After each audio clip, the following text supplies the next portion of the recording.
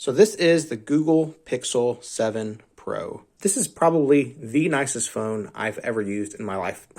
And I know it's not the latest iteration of the Google Pixel, but this phone packs quite a punch. Probably for years to come, I can't see myself needing more phone than this. This is what the back looks like. Mine is this kind of grayish, light teal color. I love this visor that houses all of the cameras. Looks super nice, super elegant. You almost certainly want a case though. This material is very, very slick. Very slippery, and it kind of just makes it difficult to hold. The phone also has great buttons as well.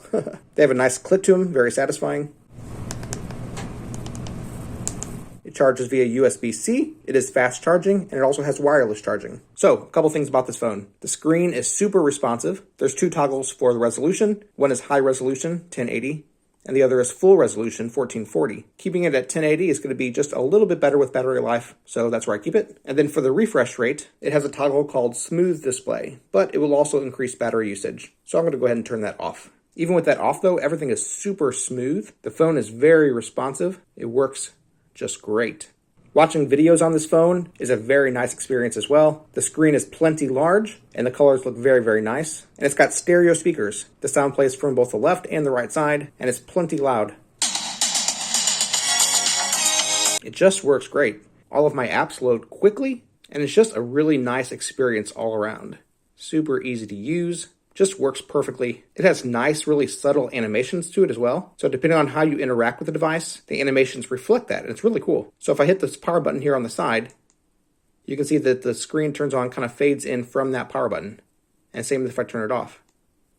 Fades towards that power button. But if I use the fingerprint reader, it fades in from that reader. Very, very cool. It's just all the little touches like that that really make this a premium phone. But it's not a small phone. If you like big phones, this is definitely up there in terms of size. It is almost 7 inches long from corner to corner, just under 3 inches wide, and 6¼ inches tall. I cannot use it just with one hand, but there is a one-handed mode that kind of brings the top of the screen down to you so that you can use it with one hand. The only way to use that I found is to have gesture navigation on. So it gets rid of those 3 buttons at the bottom. It just has this line down here, and you activate that just by touching right above that line and pulling down, just like that.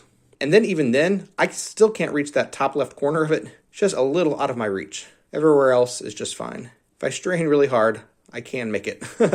But then I feel like I'm also running the risk of dropping my phone, so that would be counterproductive. When you tap any of your icons, it'll load up in full screen just like that. And then when you go back to the home page, it'll be full screen as well. You'll be out of the one-handed mode. If you go to the one-handed mode, but decide you want to go back, you can just tap into the empty space, and it'll do that. Or you can just wait for a few seconds, and it'll go back on its own. The screen is super bright. I usually don't even keep it on its brightest setting because it is a very bright screen. I've had no problems using this in daylight. Full sunlight works great. But of course, being a Google Pixel phone, the main thing we want to talk about is the camera. This camera is sweet. It is so incredibly intelligent. You have all kinds of modes to use. Action pan, long exposure, portrait, photo, night sight, panorama, or even a photosphere if you're into that kind of thing. The pictures just come out perfectly crisp and clear. Lots of detail, great color representation.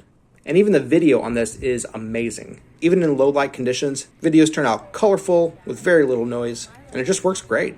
I do wish that the cameras had more manual controls to them. The sliders just include one for brightness, shadows, and white balance, but not for shutter speed, not for ISO, not for aperture. So I wish, being that this is the Pro model of the phone, that it actually included a Pro mode for the camera as well. That being said, most of the things that I would want, you could actually do using their preset modes. So you have portrait mode, that'll blur the background. You have night sight, that'll simulate a lower shutter speed. So even though it doesn't give you all the fine controls of a Pro mode, this is good enough for me.